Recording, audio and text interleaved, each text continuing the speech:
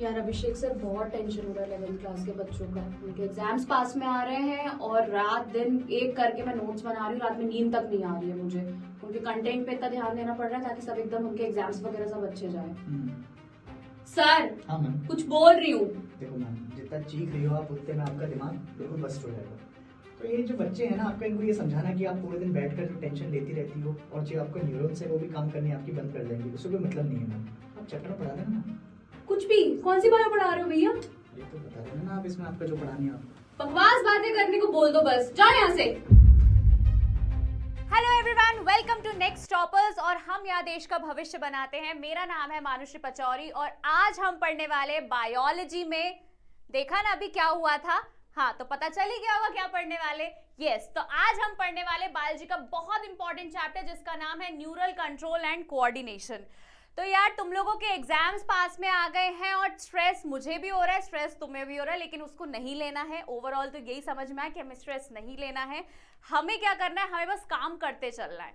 ठीक है, हमारी बॉडी जिस हिसाब से हम जैसा जैसा हमारी बॉडीज में अडेप्ट करेंगे वैसी वैसी चीजें हमें देखने को मिलेगी। तो हमें एकदम पॉजिटिव एनर्जी के साथ क्या करना है, पढ़ते चलना और अच्छे नंबर लेते आना है ना। तो यार यहाँ पे जो है ना, हमारी बॉडी एकदम कंट्रोल एंड कोऑर्डिनेट होके चलती है ना। जैसे अगर मैं आपसे बात कर रही हूँ, ठीक है, मैं आपको पढ़ा रही हूँ, तो इसका मतलब ये नहीं कि बाकी चीजें मेरी बॉडी के अंदर रुक गई है, सब साइमल्टेनियसली चल रहा है।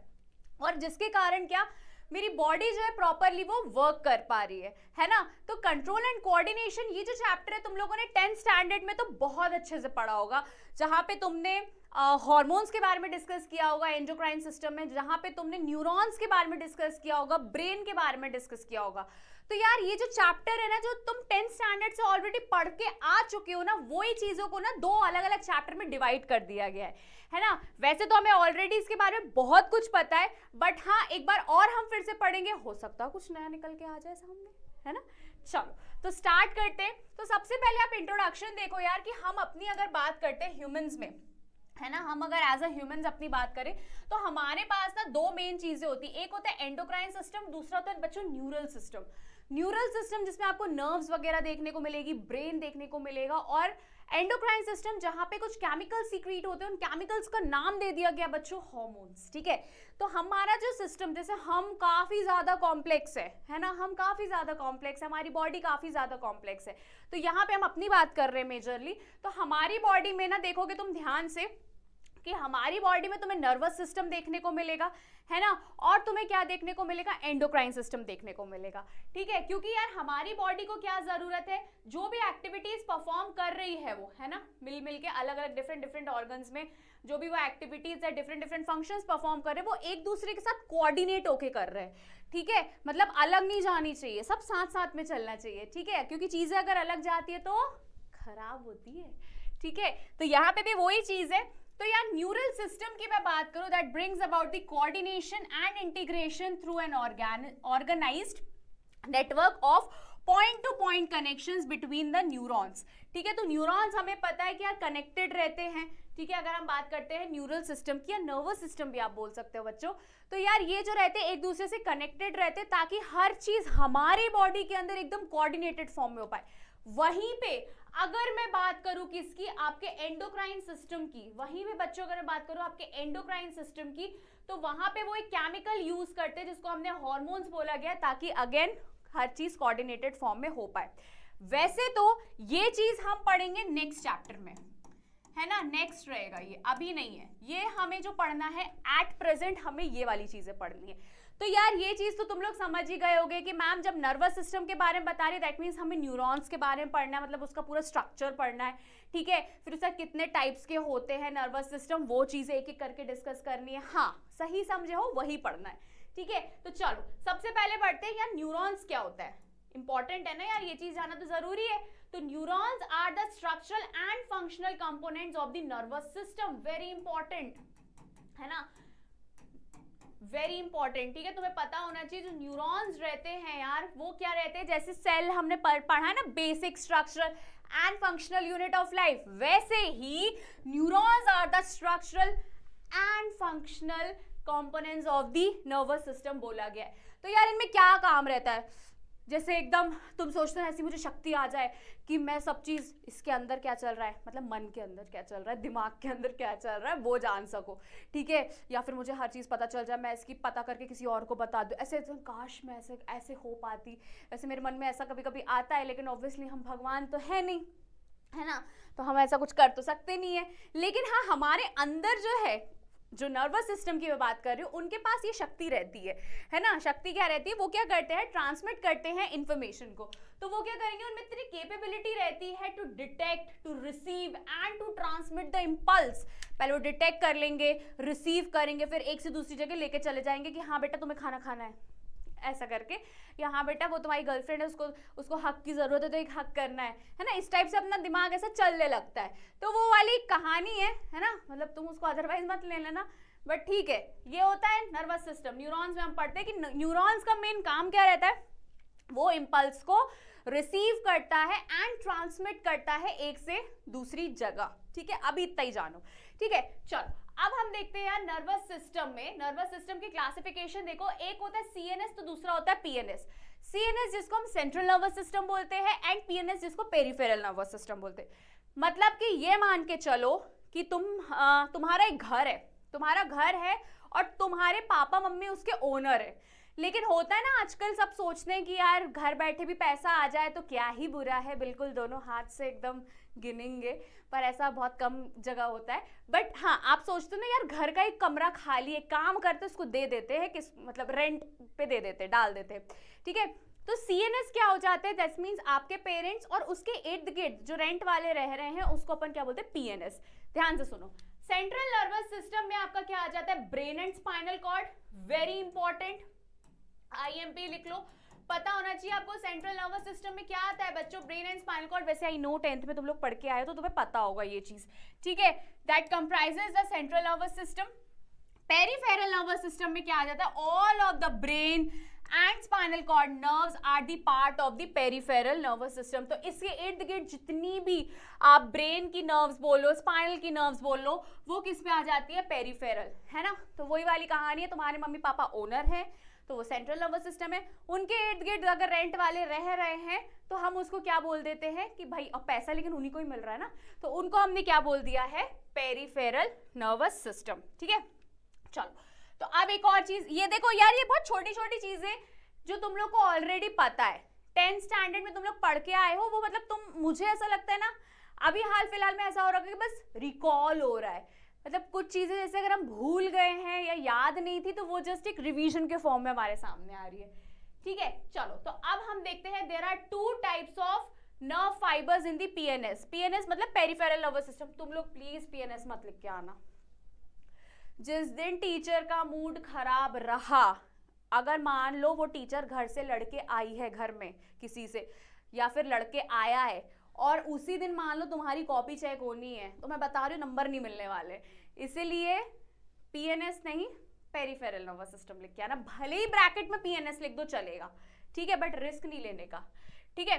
चलो तो एक होता है आपका अफरेंट नर्व फाइबर, जिसको अपन ने सेंसरी नर्व फाइबर भी बोला। तो अफरेंट जो रहता है, ए फॉर अफरेंट, तो ये क्या करता है, ये ट्रांसपोर्ट करता है इम्पल्स, मतलब नर्व इम्पल्स को ऑर्गन से, ऑर्गन या टिश्यू से सीधा सीधा सेंट्रल नर्वस सिस्टम में, ठीक है। तो ए फॉर अफरेंट याद रखना, ठीक है, और एओटी याद रखना, ऑर्गन या फिर टिश्यू, ठीक है। तो वो क्या करता है, सीधा सीधा ट्रांसमिट करता है नर्व इम्पल्स को सीएनएस में, सेंट्रल नर्वस सिस्टम में। और इसी का ही उल्टा आपका क्या हो जाता है, इफरेंट। इफरेंट का काम क्या रहता है, efferent nerve impulse that carries impulses from the CNS. ये क्या करता है, सीएनएस से लेके जाता है कहां पे, आपके टारगेटेड ऑर्गन या फिर टिश्यू में, टारगेट ऑर्गन या फिर टिश्यू में, ठीक है। समझ में आया। तो आपको पता होना चाहिए, ये आपसे कभी कभी पूछा जा सकता है यार बच्चों कि यार इफरेंट नर्व फाइबर और अफरेंट नर्व फाइबर क्या होता है, तो आपको पता होना चाहिए, ठीक है। तो पहले इसको फटाफट नोट डाउन करो, फिर अपन आगे बढ़ते हैं। चलो अब पीएनएस डिवाइडेड इनटू 2 ग्रुप्स, इसके 2 ग्रुप होते हैं, एक होता है सोमैटिक, दूसरा होता है ऑटोमेटिक नर्वस सिस्टम। एक होता है सोमैटिक नर्वस सिस्टम, तो दूसरा होता है ऑटोमेटिक नर्वस सिस्टम। तो सोमैटिक नर्वस सिस्टम क्या होता है? That transmit impulse from the CNS to the skeleton, skeletal muscle. अभी हम पिछले कई चैप्टर से पढ़ चुके, चलना बैठना यही सारी चीजें, ठीक है, मेरी मर्जी, बस वही वाला सीन है, ठीक है, स्केलेटल में। तो यहाँ पे आप देखोगे कि सोमैटिक नर्वस सिस्टम क्या रहता है, ये इंपल्स ट्रांसमिट करते हैं हमारे सीएनएस टू स्केलेटल मसल्स। और ऑटोमेटिक में क्या होता है यार, इनवर्टिब्रेट्स, यहाँ पे क्या देखने को होता है, automatic nervous system invertebrates the cardiac and the smooth muscle of the gland which convey the impulse from the CNS to the involuntary part.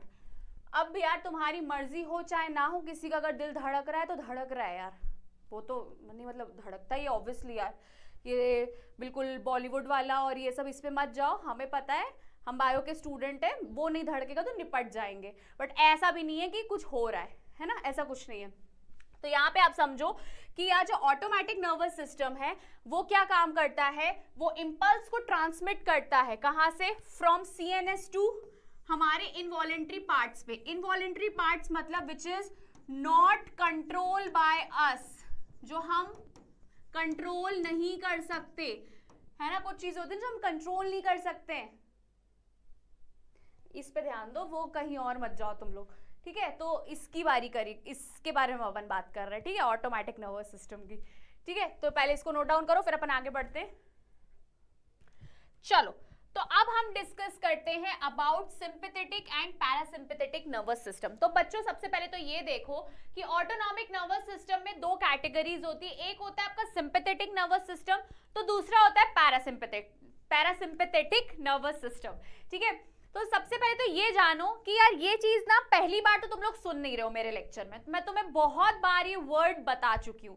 तो होता है ना कभी कभी कि यार तुम कोई चीज देखना नहीं चाहते हो, किसी चीज से तुम्हें डर लग जाता है, तो उस टाइम पे तुम्हारी हार्ट रेट बढ़ जाती है ना, स्वेटिंग होने लगती है, तो वो क्या होता है आपका सिंपैथेटिक नर्वस सिस्टम, ठीक है, जिसको अपन क्या बोलते हैं, that is responsible for the bodies fight या फिर फ्लाइट रिस्पॉन्स जो देता है ना। जैसे तुमने देख लिया, मान लो तुम किसी चीज के लिए रेडी नहीं थे और तुमने वो चीज देख ली, समझ रहे हो ना, तुम घबरा गए एकदम से, तब तुम्हारा जो नर्वस सिस्टम कहलाएगा वो कौन सा कहलाएगा, सिंपैथेटिक नर्वस सिस्टम। लेकिन ऐसे कब तक घबराए हुए रहोगे, कभी ना कभी तो शांत होना ही पड़ेगा, काम होना ही पड़ेगा। तो वो काम मतलब शांत कराने के लिए कौन सा सिस्टम होता है बच्चों हमारी बॉडी में, पैरासिम्पैथेटिक नर्वस सिस्टम, जो हमें क्या करवाता है, शांत या फिर काम करवाता है, मतलब रेस्ट बोल सकते हैं, बॉडीज रेस्ट रिस्पॉन्स, जो क्या देता है, बॉडी के अंदर रेस्ट का रिस्पॉन्स देता है, ठीक है, और डाइजेशन वगैरह को भी अच्छे से रखता है हमारी बॉडी में, ठीक है, डाइजेशन जो हो रहा है हमारी बॉडी के अंदर उसकी बात कर रही हूँ मैं, ठीक है। तो यार ये जो सिस्टम है, दो टाइप के सिस्टम है, एक जो रहता है वो चीजों को बढ़ाता है, तो दूसरा उस चीज को काम या फिर रेस्ट में लाने की कोशिश करता है। तो हमारी बॉडी के अंदर ये दोनों चीजों की काफी ज्यादा वैसे जरूरत है, तुम घबरा जाओ एकदम से, है ना, तुमने अपनी गर्लफ्रेंड को देख लिया किसी दूसरे बंदे के साथ, तुम घबरा जाओगे ना एकदम से, क्या होगी, मतलब थी तो अभी तक मेरे साथ, थोड़ी देर पहले 10 मिनट पहले तो मेरे साथ थी, फिर बोल रही घर पे बुला लिया मम्मी ने, और मेरे को ये बोल के वो दूसरे बंदे के साथ चली, घबरा जाता है ना इंसान, फिर तुम एकदम गुस्से में आ जाओगे, तुम्हें समझ नहीं आएगा तुम क्या कर रहे हो क्या नहीं कर रहे हो गुस्से में। फिर एक टाइम बाद ऐसा होता है कि तुम शांत तो होगे ना, पूरे टाइम गुस्से में रहोगे, अब हो सकता हो तुम्हें भी कोई दूसरी मिल जाए, है ना। चलो अब आगे बढ़ते हैं। तो अब हम डिस्कस करते हैं न्यूरॉन के स्ट्रक्चर के बारे में। तो यार न्यूरॉन जो रहता है वो basic structure and functional unit of nervous system होता है, या न्यूरल सिस्टम बोल लो, ठीक है। तो आप यहाँ पे देखो यार, ये जो पूरा नर्वस सिस्टम है, ये जो डायग्राम है तुम लोग बहुत ध्यान से देखो यार, ये जो डायग्राम है ये 10th में अपन पढ़ चुके, इनफैक्ट 9th में भी पढ़ चुके। इसका स्ट्रक्चर इतना इंपॉर्टेंट है ना, टीचर हमेशा 5 नंबर में ना टिकाई देती है क्वेश्चन, ये क्वेश्चन हमेशा 5 नंबर में टिकाती है, कोई कुछ हो चाहे ना हो। तो ध्यान से देखो इस स्ट्रक्चर को, तो तुम्हें ऐसा ब्रांच शेप लाइक स्ट्रक्चर दिख रहा है ब्रांच जैसा स्ट्रक्चर, यहाँ पे दिख रहा है ब्रांच शेप लाइक स्ट्रक्चर, इसको अपन बोलते हैं डेंड्राइट्स, ठीक है। उसके बाद बीच में एक न्यूक्लियस है, आसपास साइटोप्लाज्म है, इस पूरे पार्ट को अपन क्या बोलते हैं बच्चों, सेल बॉडी बोलते हैं, ठीक है। फिर यहाँ पे ग्रैन्यूल्स है जिसको अपन निजल ग्रैन्यूल्स के नाम से जानते हैं। फिर यहाँ पे क्या है, इसको श्वान सेल्स बोलते हैं, ये जो दिख रहा है बीच में गोल गोल, ठीक है, डार्क कलर का। फिर यहाँ से जो इंपल्स ट्रांसमिट होती है उसको अपन बोलते हैं एक्सॉन। फिर जिसमें कवरिंग रहती है उसको हम बोलते हैं माइलिन शीट, फिर जो बीच में जो नोड्स जैसे दिख रहे हैं उसको नोड ऑफ रनवायर बोलते हैं, और यहाँ पे आके आपका एक्सॉन टर्मिनल है, एंड देन ये पूरे उसका लास्ट पॉइंट है नर्वस सिस्टम का या न्यूरॉन्स का, जिसको अपन क्या बोलते हैं, साइनेप्टिक नॉब के नाम से जानते हैं। इसके जस्ट नीचे के बाद से क्या दूसरा न्यूरॉन स्टार्ट हो जाता है। ऐसे लाइन से ये अरेंज रहते हैं। वैसे न्यूरॉन्स जो रहता है सबसे लार्जेस्ट सेल होता है, हम ये ऑलरेडी पढ़ चुके हैं पिछले कई सेशंस में। इनफैक्ट हमने लास्ट ईयर भी, मतलब आपके 10th स्टैंडर्ड में, 9th स्टैंडर्ड में भी आपको ये चीज बताई गई होगी, ठीक है। तो अब यहाँ पे देखो, जो न्यूरॉन रहता है is made up of the 3 major part, cell body, dendrites and axon. Colour change, ठीक है। तो यार ये इन 3 चीजों से मिलके बनता है, एक्सॉन हो गया, डेंड्राइट्स हो गया, और आपकी सेल बॉडी, मतलब इसकी सेल बॉडी न्यूरॉन की, ठीक है। तो यहाँ पे आप देखो, body contains cytoplasm, cell organelles and the Nissl granules, short fibre projecting out from the cells is the dendrite, जो ब्रांच शेप लाइक स्ट्रक्चर जो मैंने जस्ट आपको यहाँ बताया था उसको अपन ने क्या बोला, डेंड्राइट्स। एंड इस न्यूक्लियस के इर्द गिर्द क्या प्रेजेंट है बच्चों, साइटोप्लाज्म प्रेजेंट है। The axon is the long fibre having the branch structure at the end, है ना, जिसको हम टर्मिनेट्स मतलब खत्म हो रहा है उस जगह पे, न्यूरॉन ऊपर से लेके नीचे तक जहां पे वो खत्म हो रहा है, उस नॉब को हम क्या बोलते हैं बच्चों, साइनेप्टिक नॉब बोलते हैं, जहां पे ये देखो खत्म हो रहा है, ठीक है। Now based on the number of axon and dendrites, हम अपने बारे में बताते हैं, हम आते हैं मल्टीपोलर में, ठीक है। तो ध्यान से सुनो कि number of axon and dendrites के हिसाब से 3 टाइप्स के क्या होते हैं, न्यूरॉन्स होते हैं। हम आते हैं किसमें, मल्टीपोलर में, क्योंकि हमारे पास एक एक्सॉन 2 और मोर डेंड्राइट्स देखने को मिलता है, कहाँ पे, सेरिब्रल कॉर्टेक्स में। फिर बाइपोलर मतलब 2 की बात करी गई तो 1 axon and 1 dendrite found in the retina of eyes. फिर यूनी में क्या हो जाता है, cell body with only 1 axon, जो हमें कहाँ देखने को मिलता है, एम्ब्रियोनिक स्टेज में देखने को मिलता है, ठीक है। तो अभी यहीं के यहीं इसलिए पढ़ा दिया, अभी आगे और बचा है आपका स्ट्रक्चर, यहीं के यहीं इसलिए पढ़ा दिया ताकि कोई कंफ्यूजन ना हो कि टाइप्स ऑफ न्यूरॉन हमें कितने देखने को मिलते हैं, which is completely based on axon and dendrites, ठीक है। इसको जल्दी से नोट डाउन करो, फिर आगे बढ़ते हैं। चलो, so there are 2 types of axon, एक होता है माइलिनेटेड और एक होता है नॉन माइलिनेटेड। तुम लोगों ने ये डायग्राम में देखा होगा, ठीक है। माइलिन शीथ मतलब जहां पे कवरिंग होती है उसको अपन माइलिन बोलते हैं, और जिस पे कवरिंग नहीं होती उसको अपन नॉन माइलिनेटेड बोलते हैं, ठीक है। तो यहाँ देखो, myelinated nerve fibres are envelope with the Schwann cells which forms the myelin sheath. एक कवरिंग रहती है एक्सॉन के पास, उसको अपन क्या बोलते हैं, myelin sheath. And the gap, जो गैप आपको देखने को मिलता है माइलिन शीथ में, उसको अपन नोड्स ऑफ रनवायर के नाम से भी जानते हैं। जैसे ये बीच में जो आपको बच्चों नोड्स दिख रहे हैं उसको अपन नोड्स ऑफ रनवायर के नाम से भी जानते हैं। रणवीर मत करने लगना, ठीक है। चलो फिर आगे बढ़ते हैं। Now the myelinated nerve fibres are found in the हमारे स्पाइनल कॉर्ड्स और क्रेनियल नर्व्स में देखने को मिलता है माइलिनेटेड, और जो अनमाइलिनेटेड या फिर आप नॉन माइलिनेटेड बोल सकते हो, is enclosed by the Schwann cell that does not form the myelin sheath। तो यहाँ पे आप देखो कि उसमें अगर myelin sheath देखने को नहीं मिलती, उसको अपन क्या बोलते हैं, non myelinated, and is commonly found in the autonomous and the somatic neural system। जो ऑटोमेटिक और सोमैटिक न्यूरल सिस्टम में हमें देखने को मिलती है नॉन माइलिनेटेड। और माइलिनेटेड बच्चों कहाँ देखने को मिलती है, ब्रेन एंड स्पाइनल कॉर्ड में, ठीक है। अब यार ये तो कहानी थी नर्व्स की, है ना, स्ट्रक्चर की, लेकिन यार अब सवाल ये उठता है कि यार इसमें जनरेशन या फिर कंडक्शन कैसे होता है इम्पल्स का, ठीक है। बहुत इंपॉर्टेंट है यार, पहले ही बता दूं, आईएमपी लिख लो, क्योंकि यार इससे रिलेटेड ना सवाल पूछा जाता है। 3 नंबर में ये सवाल आ सकता है कि यार जो हमारी नर्व्स है या जो इम्पल्स है वो ट्रांसमिट कैसे होती है, या कंडक्शन उसमें कैसे देखने को मिलते हैं। तो बच्चों पहले तो ऐसा समझो यार कि यार हमारी जो नर्व्स है ना, हम अपने ये एक्सॉन की बात कर रहे हैं, इसको अपन एक्सोप्लाज्म, इसके अंदर जो लिक्विड रहता है उसको अपन क्या बोलते हैं, एक्सोप्लाज्म बोलते हैं, एक्सोप्लाज्म के नाम से भी जानते हैं। तो यार ये जो रहते हैं इसके बाहर तरफ जितना भी रहता है ना, मेम्ब्रेन के बाहर साइड, वो सब के सब कैसे रहते हैं, पॉजिटिव आयंस रहते हैं, मतलब पॉजिटिवली चार्ज रहते हैं ये। और अंदर साइड आपको क्या देखने को मिलेगा, कलर चेंज कर देती हूँ, व्हाइट कलर कर देती हूँ, अंदर की तरफ आपको ये सब नेगेटिवली चार्ज देखने को मिलते हैं। तो अंदर साइड आपको पोटेशियम देखने को मिलेगा, ऑब्वियस सी बात है, और बाहर साइड जो है सोडियम का कंसेंट्रेशन ज्यादा देखने को मिलेगा। तो जब कोई भी स्टिमुलस नहीं आया, या फिर हम बोल सकते हैं जब नर्व्स में हमारी कोई छेड़छाड़ नहीं हुई है, तब हम इसको क्या बोलते हैं, पोलराइज्ड फॉर्म में रहती है ये पोलराइज्ड नर्व, या फिर हम इसको बोलते हैं कि यार ये जो है ये हमारी रेस्टिंग फेज में है नर्व। ठीक है, तो ध्यान से देखो। लेकिन अगर कभी ऐसा होता है कि कोई स्टिमुलस आया, तब वहां पे क्या होता है कि ये सोडियम आयंस जो है वो अंदर आने शुरू हो जाते हैं एक चैनल के थ्रू, जिसको हम क्या बोलते हैं, डीपोलराइजेशन। ठीक है, तो वहां पे ऑब्वियसली बात है कि प्लस साइन का जो है, जो पॉजिटिव चार्ज है, उसका कंसंट्रेशन थोड़े टाइम के लिए अंदर की तरफ बढ़ जाता है, लेकिन सिर्फ थोड़े टाइम के लिए वो वापस से उसी जगह चले जाते हैं, तो उसको हम क्या बोलते हैं, रीपोलराइजेशन। वैसे अगर हम कुछ नहीं कर रहे हैं, हमारे नर्व्स में कोई भी स्टिमुलस नहीं आया है बच्चों, तब हम बोलते हैं यार ये पोलराइज्ड है। लेकिन जब कोई भी स्टिमुलस आया, या कोई भी छेड़छाड़ हुई, या कोई भी इलेक्ट्रिकल इंपल्स आया, तब ये जो सोडियम वाले हैं 3Na हम बोलते हैं, है ना, 3 चार्जेस अंदर आते हैं, क्योंकि अभी मैं एक एक करके बताऊंगी। तो ये अंदर की तरफ आते, तो अंदर जो है वो सोडियम की मतलब पॉजिटिव चार्ज की मात्रा बढ़ जाती है अंदर की तरफ। ठीक है, और ये ऐसे ही नहीं आते, हलवा नहीं है जब मनचाहा आ गया, ये थोड़े टाइम के लिए आते, लेकिन एक चैनल के थ्रू आते। इनके पास क्या रहता है, चैनल रहता है, उसके थ्रू ये अंदर होते हैं। ठीक है, लेकिन ये कहने की मतलब सबसे ऐसी बात है कि थोड़े टाइम के लिए आते, तो उस टाइम पे ये जो रहते, जब ये अंदर आते उसको अपन डीपोलराइजेशन, और जब ये वापस चले जाते हैं इसी स्टेज में आ जाते, देन हम उसको बोलते हैं रीपोलराइजेशन। ठीक है, repolarisation.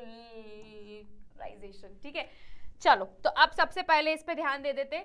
Now different types of ion channels are present on the neural membrane which are selectively permeable to different ions. ठीक है, when a neuron is not conducting any impulse, that is resting stage पे अगर रहता है, तो यहाँ पे आप क्या देखते हो कि ये किस लिए मोर परमिएबल रहता है सोडियम आयंस के, and nearly impermeable to potassium ion and impermeable to sodium ions. ठीक है, जिसको अपन ने क्या बोला, नेगेटिवली चार्ज हमें अंदर की तरफ देखने को मिला, जो मैंने आपको डायग्राम में बताया, एक्सोप्लाज्म। ठीक है, now the axoplasm inside the axon contain high concentration of potassium ion negatively charge. मैंने कि अंदर आपको बताया नेगेटिवली चार्ज पोटेशियम आयन का कंसंट्रेशन देखने को मिलता है ना, डायग्राम बना के इसलिए बताया था। लो कंसंट्रेशन जो रहता है वो हमें बाहर की तरफ देखने को मिलता है, मतलब कि ये वाली जगह बाहर साइड मैंने बता दी। Now the fluid outside the axon contain, fluid outside the axon मतलब बाहर की तरफ जो रहता है लो कंसंट्रेशन ऑफ सोडियम है, ऑब्वियस सी बात है क्योंकि वहां तो Na ज्यादा प्रेजेंट है। ठीक है, a high concentration of sodium and thus form the concentration gradient. ठीक है, अंदर बाहर जो आपको अलग अलग चार्जेस देखने को मिल रहे हैं। Then the ionic gradient across the resting membrane are maintained by the active transport of ions by the sodium potassium pump. और तब उस टाइम पे क्या होगा, ट्रांसपोर्ट होगा 3Na आउटवर्ड्स फॉर 2A, मतलब 2 जो रहेंगे यहाँ पे आपको 2K, ये जो रहेंगे 2 रहेंगे और ये 3 मॉलिक्यूल्स रहते हैं यहाँ पे। ठीक है बच्चों, तो यहाँ पे अगर आप देखो, and hence the outer surface of the axonal membrane possess a positive charge. ठीक है, यहाँ पे आपको पॉजिटिव चार्ज देखने को मिलेगा बाहर की तरफ, और अंदर की तरफ आपको नेगेटिव चार्ज देखने को मिलेगा, इसलिए अपन उसको पोलराइज्ड फॉर्म में बोलते हैं। ये मैं आपको बता चुकी हूँ, ये आपका बस थियोरेटिकल पार्ट है। ठीक है, डायग्राम के थ्रू मैं बता चुकी हूँ, तो इसलिए अपन उसको क्या बोलते हैं, रेस्टिंग पोटेंशियल के नाम से जानते हैं। लेकिन अगर तुमने या बाहर से कोई स्टिमुलस आया या कोई इलेक्ट्रिकल इंपल्स आया, तब वहां पे क्या होता है, एक्शन पोटेंशियल देखने को मिलता है। तो when a stimulus is applied to the site of polarised membrane, तुमने छेड़ दिया, होता है ना, इंसान आराम से बैठा हुआ है, ठीक है, लेकिन अब उसको छेड़ के जाओगे तो वो कुछ ना कुछ तो करेगा, ऐसे तो आसानी से जाने नहीं देगा। वही वाली कहानी है। Polarise the membrane at the site of A become freely membrane, है ना, freely permeable to Na which leads to the rapid influx of Na followed by the reversal polarity। अब मैंने जैसे कि बताया यहाँ पे डायग्राम में कि भाई जैसे ही उसको स्टिमुलस या इलेक्ट्रिकल इंपल्स मिला, तो वो जो सोडियम रहता है वो अंदर की तरफ आने लगता है। ठीक है, और इसलिए हम उसको क्या बोलते हैं, डीपोलराइज्ड। ठीक है बच्चों, now the electrical potential differences across the plasma membrane, उसके लिए हम वर्ड यूज करते हैं एक्शन पोटेंशियल। तो पहला जो था अपना वो रेस्ट पोटेंशियल था, ये वाला जो है वो एक्शन पोटेंशियल है. So depolarization is followed by the increase in the permeability of potassium ions to the membrane, leading to the changes in the polarization, and the process is called what? Repolarization. वापस से जब अपनी stage पे जाएंगे तो उसको अपन क्या बोलेंगे बच्चों? Repolarization.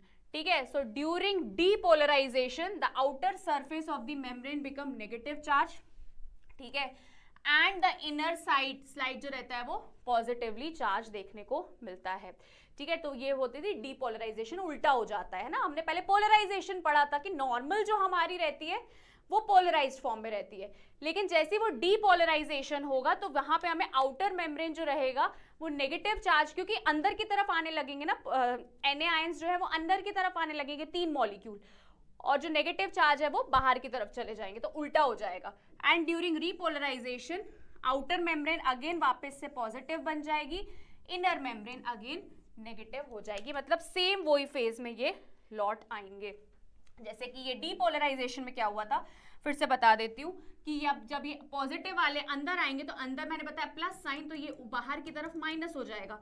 लेकिन वापस से जब ये रीपोलराइजेशन में आएंगे तो अगेन सब बाहर की तरफ प्लस हो जाएगा और अंदर की तरफ माइनस देखने को मिलेगा, नेगेटिवली चार्ज जिसको अपन बोलते हैं.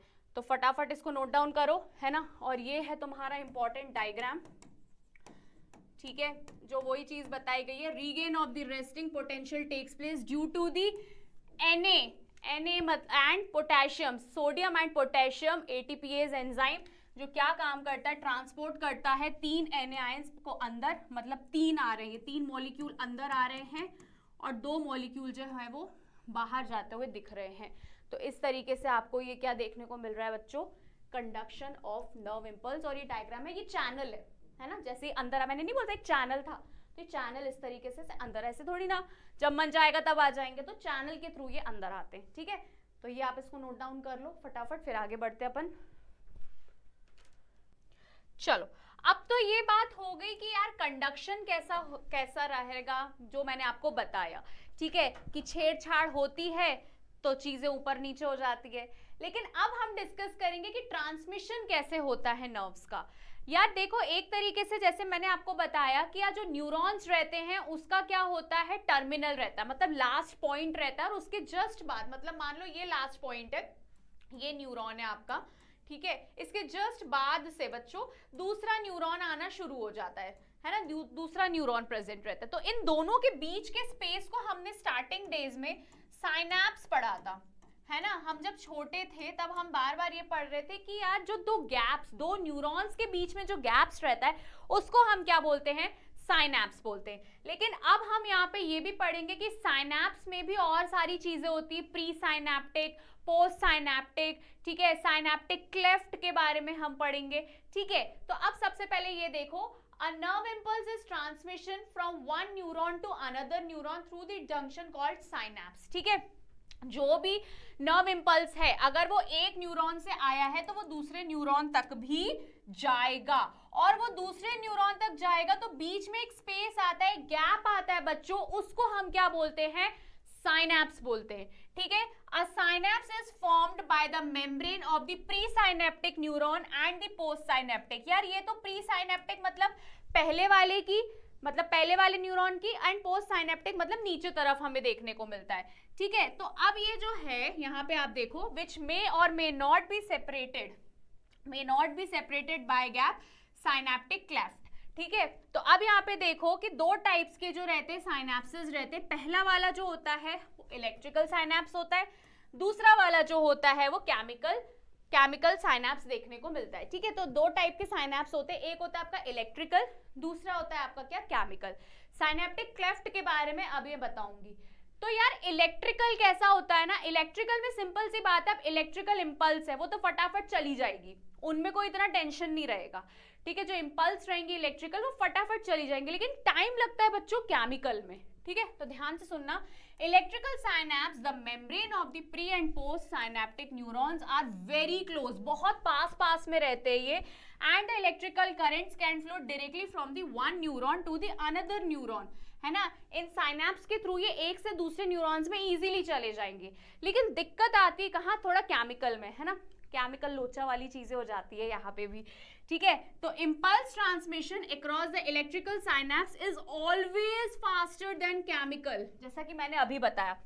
लेकिन हमें तो पढ़ना है इसके बारे में भी, केमिकल के बारे में भी। तो केमिकल में क्या देखने को मिलता है, at chemical synapse the membrane of the pre and post synaptic neurons are separated by the fluid, उस फ्लूइड को हम बोलते हैं साइनैप्टिक क्लेफ्ट।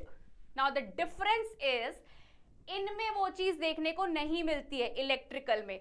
इलेक्ट्रिकल न्यूरॉन्स में बच्चों ये चीज देखने को नहीं मिलती, क्योंकि जो इलेक्ट्रिकल इंपल्स है वो एक न्यूरॉन से दूसरे न्यूरॉन में फटाक से चली जाएगी।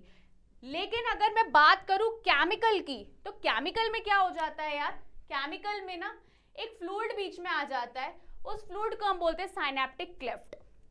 सॉर्टेड, समझ में आया। चलो, तो अब सबसे पहले तो ये देखो कि यार यहां से आते हैं, अगर हम इंपल्स की बात करते तो यार यहाँ पे जो प्री साइनैप्टिक है ना, वहां पे आपको क्या देखने को मिलते हैं, ये वसाइकल्स देखने को मिलते हैं, ठीक है। इन वसाइकल्स के अंदर भरे पड़े रहते हैं न्यूरोट्रांसमीटर्स, जैसे एसिटाइल कोलिन और ये सब की हम बात कर सकते हैं। तो इनमें भरे रहते हैं क्या, न्यूरोट्रांसमीटर्स। तो ये न्यूरोट्रांसमीटर डोलते डुलाते हुए कहाँ चले जाते हैं, ये सीधा इनके पास आ जाते हैं और ये यहाँ से आके छोड़ देते हैं अपना क्या, न्यूरोट्रांसमीटर्स। और फिर उसके बाद ये सीधा कहाँ चले जाते हैं, क्लेफ्ट में, और क्लेफ्ट के थ्रू ये यहाँ पे पोस्ट साइनैप्टिक में देखने को मिलता है। ये तो मैं आपको ओवरऑल बता दिया, ओवरव्यू दिया है कि कैसे जो ट्रांसमिट होते हैं। केमिकल्स, अगर मैं यहाँ पे बात करूं कि chemicals called the neurotransmitter are involved in the transmission of impulse, जो मैंने अभी बताया, ठीक है, कि ये जो वसाइकल्स रहते हैं, ये जो लड्डू जैसे रहते हैं, इस लड्डू में उनमें क्या भरा रहता है, न्यूरोट्रांसमीटर रहता है। तो ये डोलते डुलाते हुए कहाँ आ जाते हैं, सीधा डोलते डुलाते हुए बच्चों ये लड्डू कहाँ आ जाते हैं, ये आ जाते हैं इधर, और यहाँ पे आके ये क्या छोड़ देते हैं, अपना ये केमिकल छोड़ देते हैं, ठीक है। तो the axon terminal contain vesicle filled with these neurotransmitter, जैसा कि मैंने बताया जो वसाइकल्स रहते हैं उनमें क्या भरा रहता है, neurotransmitters. With an impulse arrive at the axon terminal, it stimulates the movement of the synaptic vesicle towards the membrane where it fuse with the plasma membrane and release their neurotransmitter in the synaptic cleft, जहाँ पे इनने छोड़ दिया। ये दिख रहा है ऐसे दाने दाने से, तुम लोग को दिख रहा है कि नहीं दिख रहा है, ऐसे दाने दाने से ना क्या कर दिया इनने, लाके छोड़ दिया है नीचे की तरफ। Now the release of the neurotransmitter bind to the specific receptor, अब क्या होगा, उसके बाद नीचे के साइड क्या रहते हैं बच्चों, रिसेप्टर्स प्रेजेंट रहते हैं, जहां पे ये जाके बाइंड हो जाते हैं, कौन, न्यूरोट्रांसमीटर्स, ठीक है। तो जैसे ये लड्डू जो है जिनको हमने वसाइकल का नाम से बोला गया है, ठीक है, साइनैप्टिक वसाइकल के नाम से बोला गया है, इन साइनैप्टिक वसाइकल में बहुत सारे न्यूरोट्रांसमीटर्स प्रेजेंट रहते हैं जो कि केमिकल होते हैं। अब ये डोलते डुलाते चले जाते वहां पे, ठीक है, और वहां पे जाके ये छोड़ देते अपना केमिकल, और वो कहाँ चले जाते हैं, बाइंड हो जाते हैं जाके सीधा सीधा एक स्पेसिफिक रिसेप्टर के पास, ठीक है। Now present on the post synaptic, जो कि ये इस जगह प्रेजेंट है। ये तो था प्री साइनैप्टिक, ऊपर वाला, प्री पहले होता है ना, जैसे प्री वेडिंग पोस्ट वेडिंग, वैसे ही प्री वेडिंग शूट बहुत अच्छा होता है, पोस्ट वेडिंग में कुछ अलग ही हो जाता है, ठीक है। तो प्री वाला ऊपर रहता है, पोस्ट वाला नीचे रहता है। तो प्री से निकलते हैं ये, प्री साइनैप्टिक से लड्डू निकलते हैं सारे और जाके बाइंड हो जाते हैं स्पेसिफिक रिसेप्टर में, कहाँ पे, पोस्ट साइनैप्टिक वाली जगह पे, ठीक है। तो यहाँ पे आप क्या देखो, present on the post synaptic membrane which open ions channels and allows the entry of ions which can generate a new potential, जहां पे फिर आपको क्या देखने को मिलता है, पोस्ट साइनैप्टिक न्यूरॉन में न्यू पोटेंशियल देखने को मिलता है। सो इस तरीके से तुम समझ रहे हो, डायग्राम के थ्रू मैंने क्या बताया है कि यार इस तरीके से जो है न्यूरॉन्स ट्रांसमिट होते हैं। इलेक्ट्रिकल का टेंशन नहीं होता है, टेंशन होता है केमिकल का, ठीक है। केमिकल में कुछ ज्यादा ही चीजें केमिकली होती हैं, तो उस चक्कर में उनको जाने में टाइम लगता है ना, धीरे धीरे चलना, ठीक है। आई होप तुम्हें समझ में आ गया होगा, फटाफट इसको नोट डाउन करो, हो गया टाइम पास बहुत। चलो तो ये तो हो गया ट्रांसमिशन के बारे में, लेकिन यार मेन चीज तो हम पढ़ेंगे ही पढ़ेंगे, है ना। अब लास्ट में आई है, लेकिन आई जरूर है ना, वो है दिमाग। जो बोलते हैं ना दिमाग कम है, दिमाग ज्यादा है, वो सारी चीजें यहीं पे ही होती है ना। कुछ तो सोच समझ के बोला करो। क्यों बोलना है? नहीं बोलना है, मतलब मैं, ये मेरा व्यू है, ऐसा नहीं है भाई, ऐसा नहीं हर कहीं कुछ भी बोल देना है, ठीक है। तो सबसे पहले हम डिस्कस करते हैं ब्रेन के बारे में। बच्चों, ब्रेन जो रहता है ना, वो सबसे वाइटल पार्ट, मतलब यार मेजर पार्ट रहता है, क्योंकि हर चीज जो है हमारी बॉडी का, जो हर एक ऑर्गन है, वो किससे कंट्रोल होता है? ब्रेन से, ठीक है। तो ये सारी चीजें जो हम चल रहे हैं, बोल रहे हैं, मैं आपको बता रही हूँ, ये सारी चीजें, इवन स्पीकिंग, वॉलंटरी एक्शंस, ये सारी चीजें कौन कंट्रोल करता है? हमारा ब्रेन। तो ब्रेन जो रहता है वो क्या रहता है? Central information, that is the central information processing organ in our body and act as a command and control system. वो कमांड देगा और साथ ही साथ में कंट्रोल भी करता है। दैट्स व्हाई उसको अपन क्या बोलते हैं? कंट्रोल सिस्टम के बारे, कंट्रोल सिस्टम भी बोलते हैं उसको, ठीक है। जितने भी आपके वॉलंटरी मूवमेंट्स हो गए, बैलेंस हो गया बॉडी का, या फिर इनवॉलंटरी ऑर्गन्स की फंक्शनिंग जैसे कि हार्ट, लंग्स, किडनी, ये सारी चीजों को कौन प्रोसेस करता है या कौन कंट्रोल करता है? हमारा ब्रेन। थर्मोरेगुलेशन, हंगर, थर्स्ट, प्यास, भूख, प्यास, नींद, सब कुछ जो रहता है वो कौन कंट्रोल करता है? हमारा ब्रेन, ठीक है। Now the activities of the several endocrine glands and the human behaviour, ठीक है। तो जितने भी बहुत सारी एंडोक्राइन ग्लैंड्स है जिनके बारे में हम पढ़ेंगे वो हो गया, प्लस ह्यूमन का बिहेवियर, है ना, वो सारी चीजें कौन कंट्रोल करता है? हमारा ब्रेन। तो यार ब्रेन एक ऐसी जगह है जहां पे आप देखते हो, रिकॉल करते हो, मतलब मेमोराइज करते हो, ठीक है, सोचते हो, ये सारी चीजें जो है वो कौन कंट्रोल करता है या कौन प्रोसेस, या ऐसा साइट, जो साइट रहता है ऐसी जगह, तो वो सारी चीजें कौन कर रहा है? हमारा brain. So vision, hearing, speech, memories, intelligence, emotion, thoughts, ये सारी चीजें बच्चों किस में आती है? ब्रेन में आती है, ठीक है। ये सारी चीजों को कंट्रोल कौन करता है? हमारा ब्रेन करता है, ठीक है। तो ब्रेन जो रहता है वो किससे प्रोटेक्ट रहता है? स्कल से, ठीक है। तो जो ऐसा खोपड़ा होता है ना, जिसको अपन बोलते हैं, तो ये हमारा ब्रेन जो रहता है वो किससे प्रोटेक्ट रहता है? स्कल से। और ब्रेन में जो नर्व्स होती है बच्चों, उसको क्या बोलते हैं? क्रेनियल नर्व्स, ठीक है। फिर उसके बाद और जो ब्रेन है वो किससे कवर्ड रहता है? क्रेनियल मेनिंजेस से, जिसमें आपको 3 लेयर्स देखने को मिलेगी। आउटर लेयर को ड्यूरा मैटर बोलते हैं, मिडिल वाली को आर्कनॉइड बोलते हैं, एंड जो इनर वाली जो बिल्कुल ब्रेन टिश्यू से एकदम कनेक्टेड रहती है उसको अपन पाया मैटर बोलते हैं। नाउ वेरी इंपॉर्टेंट, ब्रेन जो रहते हैं 3 मेजर पार्ट्स में डिवाइडेड है, fore brain, mid brain, hind brain, ठीक है, पीछे वाला part, fore brain, mid brain, hind brain, ठीक है। तो अब सबसे पहले हम डिस्कस करेंगे फोर ब्रेन के बारे में। जो हमारा फ्रंट वाला जो ब्रेन है उसमें हमें 3 चीजें देखते हैं, cerebrum, thalamus and hypothalamus. So cerebrum जो रहता है ना, सबसे बड़ा पार्ट है। इस डायग्राम में देखो, सबसे बड़ा जो पार्ट दिख रहा होगा ना, वो तुम्हें सेरिब्रम दिख रहा होगा, और ये है सेरिब्रल हेमिस्फीयर। और अंदर एक कवरिंग है ना, अंदर एक ऐसा शेप दिख रहा है, उसको अपन क्या बोलते हैं? Corpus callosum. So this is the part of the fore brain बच्चों, ये इंपॉर्टेंट है ना, ठीक है। और ये है थैलेमस, और नीचे यहाँ पे थैलेमस, और उसके नीचे आपको क्या दिख रहा है? हाइपोथैलेमस भी देखने को मिल रहा है, ठीक है। तो यहाँ पे आप क्या देख रहे हो? The largest section of the brain is the cerebrum and the cerebral hemisphere are separated longitudinally, ठीक है। जो सेरिब्रल हेमिस्फीयर है तो वो लॉन्गिट्यूडनल सेपरेट है ना, ये सेपरेटेड है बाय द कॉर्पस कैलोसम। इसको क्या बोला गया है? एक सेपरेशन है जिसका नाम क्या दिया है? कॉर्पस कैलोसम, ठीक है। यहाँ पे आप देखो जो सेरिब्रल कॉर्टेक्स है ना, सेरिब्रल कॉर्टेक्स जो है वो किससे कवर है? सेरिब्रल हेमिस्फीयर से। हेमिस्फीयर मतलब कुछ ऐसा शेप का आपको बच्चों स्ट्रक्चर दिख रहा है ब्रेन का, ठीक है। अब उसमें आपको बहुत सारे फोल्ड्स भी देखने को मिल रहे हैं, ठीक है। अब यार कोई भी चीज ऐसी होती है ना जो सेंसेशनल है ना, जो सेंसेस वाली चीजें होती है, या आप कोई बॉल आ रही हो उसको आप पकड़ रहे हो, ठीक है, आप साइकिल चला रहे हो, तो वो उसको हम क्या बोलते हैं? मोटर एंड सेंसरी एरियाज बोलते हैं, ठीक है। तो यार जो भी चीज आप सोच समझ के ऐसे करते हो तो उस जगह को, उस मैटर, मतलब पर्टिकुलर उसको अपन क्या बोलते हैं? ग्रे मैटर, ठीक है, that is located in the cerebral cortex. जो आपको कहाँ देखने को मिल रहा है बच्चों? सेरिब्रल कॉर्टेक्स, मतलब ये सेरिब्रल वाले पार्ट में ही देखने को मिल रहा है, ठीक है। और इसको अगर the association of the region responsible for many task, ठीक है, अगर इन दोनों के बीच में लिंक देखने को मिलता है तब हम उसके लिए हम वर्ड यूज करते हैं व्हाइट मैटर, ठीक है, दैट मीन्स आप ये बोल सकते हो कि motor and sensory areas are located, जो मोटर और जो सेंसरी एरियाज है वो आपको सेरेब्रल कॉर्टेक्स में देखने को मिलते हैं, उसको अपन बोलते हैं ग्रे मैटर, सॉर्टेड, ठीक है। एंड द एसोसिएशन रीजन, आसपास और जो चीजें रहती है is responsible for many task, और भी टास्क के लिए जो रिस्पॉन्सिबल रहते हैं, that includes the creating link between the sensory and the motor areas because they give the layer of the OPEC white. उसको व्हाइट मैटर इसलिए बोला गया है क्योंकि उसका कलर ही कुछ ऐसा व्हाइटिश ओपेक रहता है, इसलिए उसको क्या बोला गया है, व्हाइट मैटर, ठीक है। तो अब हम बात करते हैं थैलेमस के बारे में।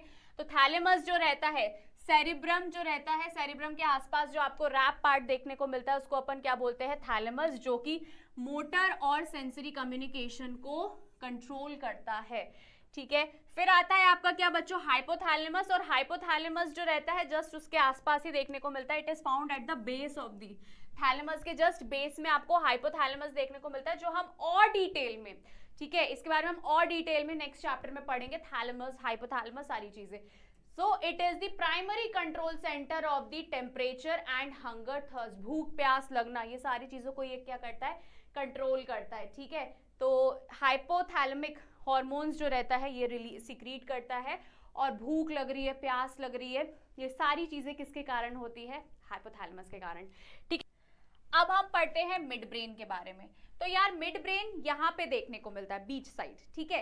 तो यहाँ पे आप देख रहे हो mid brain is located between the hypothalamus and pons of hind brain. Hind brain में भी पढ़ेंगे, आपने पढ़ा होगा यार, पॉन्स, मेड्यूला ऑब्लोंगेटा, वो अभी हम पढ़ेंगे इसके बारे में। तो यार जो डॉर्सल पोर्शन रहता है वहां पे आपको 4 ऐसे बम्प्स देखने को मिलते हैं, या फिर आप लोब भी बोल सकते हो, जिसको अपन ने क्या बोला है, कॉर्पोरा क्वाड्रिजेमिया। जो ये क्या काम करता है, इंपॉर्टेंट है ये क्या करता है, कंट्रोल करता है हमारी ऑडिटरी और विजुअल रिफ्लेक्सेस को, control visual and auditory reflexes, ठीक है, समझो ध्यान से, है ना, ये इसको कंट्रोल करता है। Now they are involved in relay of impulse back and forth between the cerebrum, cerebellum, pons and medulla. तो क्योंकि यार ये बीच का पार्ट है, तो बीच का पार्ट है तो ये क्या काम करता है ना, उसमें ये दोनों जगह, दोनों के बीच में प्रेजेंट रहता है, तो वहां पे क्या करता है, इम्पल्स रिले करता है, दैट इज बिटवीन द आगे पीछे cerebrum, cerebellum, pons and medulla, ठीक है, समझ में आया। ज्यादा इतना कुछ ऐसा रॉकेट साइंस नहीं है, आपको याद हो जाएगा। फोर ब्रेन में हमने क्या पढ़ा है कि भाई हमने अभी तक एक एक चीज हमने जो डिस्कस करी है वन बाय वन। तो फोर ब्रेन में आता है आपका cerebrum, thalamus, hypothalamus, mid brain में सच कुछ नहीं रहता है। फिर उसके बाद हिंड ब्रेन में हम क्या पढ़ रहे हैं, pons, medulla oblongata and cerebellum, ठीक है, बस इतना ही है। नाउ हिंड ब्रेन में आप क्या देख रहे हो, हिंड ब्रेन में पॉन्स रहते हैं with fibres track makes up the hind brain. Cerebellum very important, has convoluted surface that allows for the more neurons, and यहीं से जो आपका लास्ट पोर्शन रहता है मेड्यूला ऑब्लोंगेटा, यहाँ से पीछे से बच्चों ध्यान से सुनना, वहीं से ही फिर आपकी स्पाइनल कॉर्ड जो है वो कंटिन्यू होती हुई नजर आती है, ठीक है। तो the spinal cord receives impulse from the medulla oblongata, और ये सारी चीजें क्या काम करती है, ये मैंने पढ़ाया है रेस्पिरेशन में कि respiration, cardiovascular spaces, reflexes and gastric secretions all are controlled by it. Medulla oblongata का बहुत मेजर रोल प्ले रहता है। मैंने रेगुलेशन जब पढ़ा रही थी तब मैंने आपको ये मेड्यूला ऑब्लोंगेटा का मेजर रोल बताया था, ठीक है। तो ये तो था तुम्हारे ब्रेन के बारे में, जो कि इतना कठिन है नहीं, है ना, तो इसको आराम से पढ़ना, एज सच ऐसा कुछ इसमें रॉकेट साइंस नहीं है, ठीक है। बहुत इजी चैप्टर है ये। चैप्टर ऐसा है ना जो आप पहले पढ़ चुके हो, उसको बस अपन रिवाइज फॉर्म में देख रहे हैं। एक आध दो पॉइंट्स जो है वो टॉपिक, एक आध दो टॉपिक अपन ने एक्स्ट्रा पढ़े। तो कुछ क्वेश्चंस देख लेते हैं कि व्हाइट एंड ग्रे मैटर, है ना, आपको what do the white and grey matter in the human brain indicates. तो अभी मैंने जस्ट आपको बताया कि the cerebral cortex is known as the grey matter as it appear grain colour. जो ग्रे रहते हैं वो ग्रेन कलर के रहते हैं, which is the attributed to the neuron cell bodies imparting the color. Fibers of the track are covered with the myelin sheet that forms the inner part of the cerebral hemisphere, ठीक है। और white वाला क्यों white कहलाता है, because वो white OPEC colour का होता है, ठीक है। नेक्स्ट, फिर उसके बाद आपको क्या बताना है, describe the phenomena of release and transport of the neurotransmitter. बहुत इंपॉर्टेंट मैंने बताया था कि भाई वो neurotransmitter, pre synaptic, post synaptic, वही सारी चीजें साइनेप्टिक क्लेफ्ट के बारे में बता के एकदम खुशी खुशी विदा कर देते हैं किसको, न्यूरोट्रांसमीटर्स को। ठीक है, चलो तो ये तो सारी चीज थी तुम्हारी, है ना। आई होप तुम्हें ये चीज समझ में आ गई होगी, है ना। ये मैंने आपको ऑलरेडी बता चुका है बच्चों। जो टॉपिक या जो पॉइंट्स बहुत ज्यादा इंपॉर्टेंट है वो मैं तुम लोगों को पहले ही आईएमपी हर जगह लिखाती जा रही हूँ। जैसे न्यूरॉन्स के बारे में पूछा जा सकता है कि यार जो न्यूरॉन्स है उसका स्ट्रक्चर बताओ, एक एक चीज बताओ, माइलिन नॉन माइलिन में डिफरेंसेस पूछा जा सकता है ना, इस तरीके से। या फिर आप उसमें conduction, very important, conduction 5 number में पूछा जा सकता है। ठीक है, तो मैं आपको बस इतना बोल रही हूँ कि यार ये क्वेश्चंस तो ठीक है, लेकिन जो मैं आपको हमेशा आपको वन शॉट में या जो सेशंस के बीच में वेरी आईएमपी लिखाती हूँ, प्लीज उस पर जरूर ध्यान देना। ठीक है, क्योंकि मुझे पता है ना कि टीचर्स 5 नंबर का क्वेश्चन बनाने के लिए वो पूरा एक टॉपिक उठा के दे देती है। ठीक है, तो तुम लोग ऐसे ही पढ़ते चलो यार, कोई ऐसा प्रॉब्लम नहीं है, आराम से पढ़ते चलो, है ना। जैसा अभी मैं स्ट्रेस ले रही थी, जैसा तुमने देखा, वैसा स्ट्रेस तो बिल्कुल भी मत लेना। ठीक है, वरना आगे पार्ट और पीछे से पार्ट हो जाएगा। ठीक है, तो मिलते हैं अगले क्लास में। मेरा काम खत्म। See you in the next class, bye.